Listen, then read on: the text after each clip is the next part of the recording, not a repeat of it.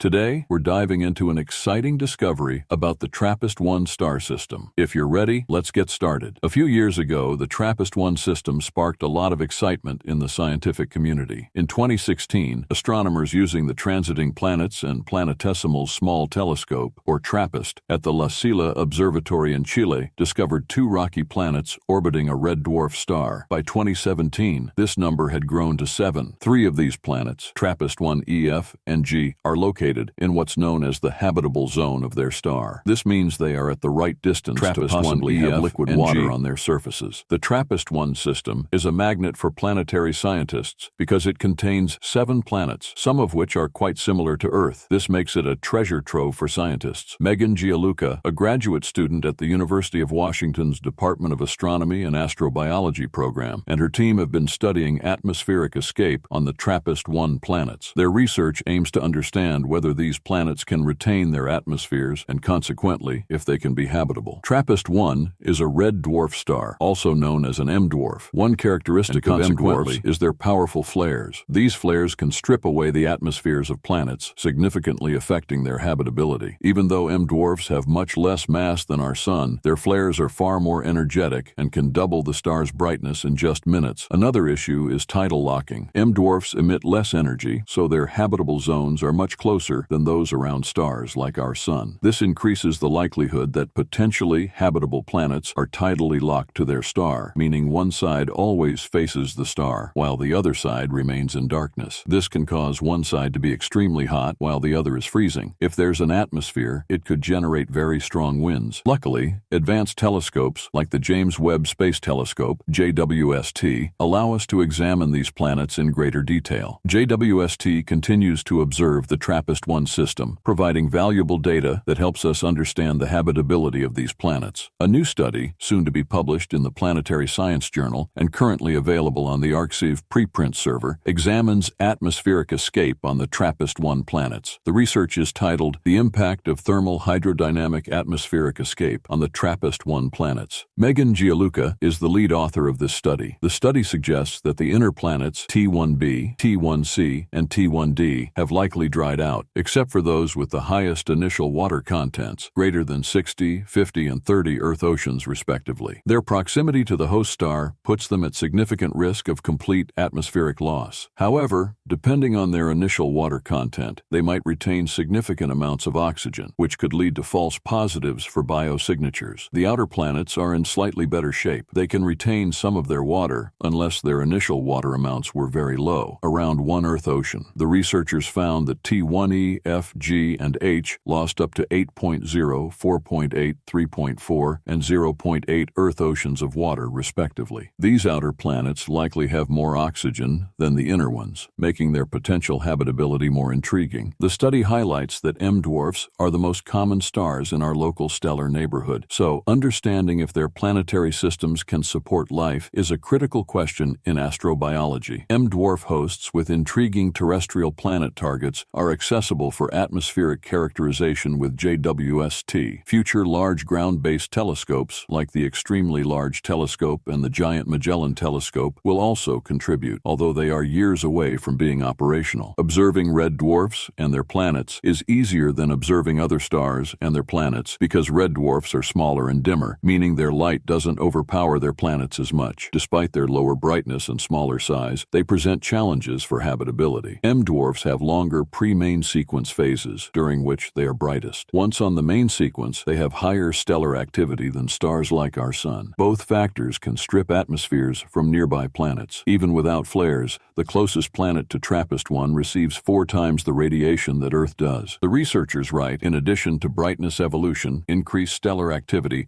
also enhances the star's XUV flux, increasing atmospheric loss. This can create false positives for biosignatures, complicating the interpretation of planetary spectra. Exoplanets around M-dwarfs are expected to have thick atmospheres dominated by abiotic oxygen. In this study, the authors considered the present-day water content for each exoplanet and worked backward to understand their initial water content. This figure shows the likelihood of each initial water content needed to reproduce the current water content for each exoplanet. 4 of the exoplanets likely started with a vast amount of water compared to Earth. Despite the challenges, the TRAPPIST-1 system provides an excellent opportunity to study M-dwarfs, atmospheric escape, and the habitability of rocky planets. The authors state, TRAPPIST-1 is a high-priority target for JWST general and guaranteed time observations. JWST has already observed parts of the TRAPPIST-1 system, and this data is part of the study. In their simulations, the researchers used the latest data and various planetary evolution tracks for each TRAPPIST-1 planet, expressed in terms of terrestrial oceans, TO. The results are particularly bleak for the planets closest to the red dwarf. The researchers explain, we find that the inner planets T1, B, C, and D have likely dried up, except for the largest initial water contents, 60, 50, and 32 respectively, and are at risk of total atmospheric loss due to their proximity to the host star. However, depending on their initial water content, they might retain significant amounts of oxygen, which could result in false positive biosignatures. The outer planets are in a better position. Unless their initial water amounts were very low, around their initial water amounts were very some low of their water. We found that T1e, F, G, and H lost up to 8.0, 4.8, 3.4, and 0.82 respectively, they write. These outer planets also likely have more oxygen than the inner planets. The fact that T1e, F, and G are in the habitable zone is particularly intriguing. T1c is especially interesting